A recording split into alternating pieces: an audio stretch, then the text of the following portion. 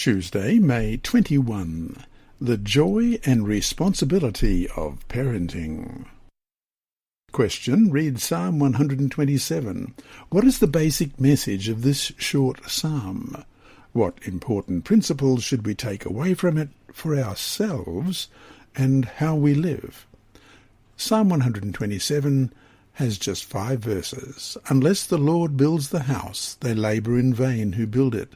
Unless the Lord guards the city, the watchman stays awake in vain. It is vain for you to rise up early, to sit up late, to eat the bread of sorrows, for he gives his beloved sleep. Behold, children are a heritage from the Lord, the fruit of the womb is a reward. Like arrows in the hand of a warrior, so are the children of one's youth. Happy is the man who has his quiver full of them. They shall not be ashamed, but shall speak with their enemies in the gate.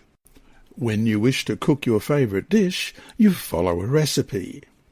If you add all the needed ingredients and follow all the steps, the majority of the time you get the desired results. Parenting, though, is not like cooking. No child is exactly like any other child, and if you do everything just as you have done with other children, they can turn out different. This may have to do with their gender, the order in which they were born, their temperaments, or a host of other reasons. In God's plan, parents would lead and teach their children to love and obey him, as we read in Deuteronomy 6, verses 4 to 9. Hear, O Israel, the Lord our God, the Lord is one. You shall love the Lord your God with all your heart, with all your soul, and with all your strength. And these words which I command you today shall be in your heart. You shall teach them diligently to your children, and shall talk of them when you sit in your house, when you walk by the way, when you lie down, and when you rise up. You shall bind them as a sign on your hand, and they shall be as frontlets between your eyes. You shall write them on the doorposts of your house and on your gates. And Psalm 78, verses 5, 6, and 7.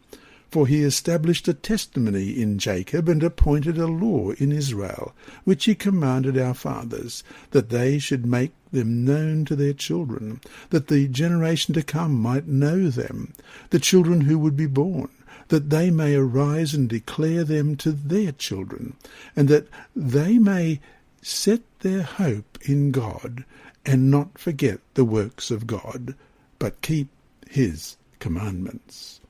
The directive from God to parents is to train up a child in the way he should go, Proverbs 22, verse 6, not to hover over children to make sure they never make any wrong decisions. While we want to see our children go from cuddly, defenceless little people to independent, successful adults, our ultimate responsibility is that they come to know, love, and serve Jesus Christ. As parents, we can follow the plan for the spiritual development of our children outlined in Deuteronomy chapter 6, which we've just read. There are 4 important prerequisites: that we recognize the Lord our God in Deuteronomy 6, verse 4, that we love him fully from the heart in verse 5, that we treasure his word in verse 6, and that we share with our children what we know about him. And we read that in Deuteronomy chapter 6, verses 20 to 23, when your son asks you in time to come, saying, What is the meaning of the testimonies, the statutes, and the judgments which the Lord our God has commanded you? Then you shall say to your son, We were slaves of Pharaoh in Egypt, and the Lord brought us out of Egypt with a mighty hand. And the Lord showed signs and wonders before our eyes, great and severe, against Egypt, Pharaoh, and all his household. Then he brought us out from there, that he might bring us in, to give us the land of which he swore to our fathers. Deuteronomy 6 continues on to provide 2 important principles. First, the teach-talk principle of verse 7. Teaching refers to formal education, while talking refers to informal instruction. In both cases, the communication of biblical truth takes place within the setting of the parent-child relationship. formal times of teaching can happen during family worship as we study God's Word with them. Informal teaching arises spontaneously in the circumstances of day-to-day life and is even more important. Everyday incidents can become effective vehicles for communicating biblical truth, as we read in Genesis 18 verse 19.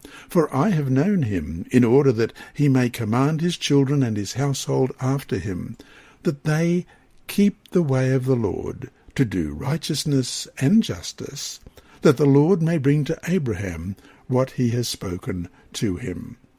The second is a bind right principle that we read about in Deuteronomy 6 verses 8 and 9. You shall bind them as a sign on your hand, and they shall be as frontlets between your eyes. You shall write them on the doorposts of your house or on your gates.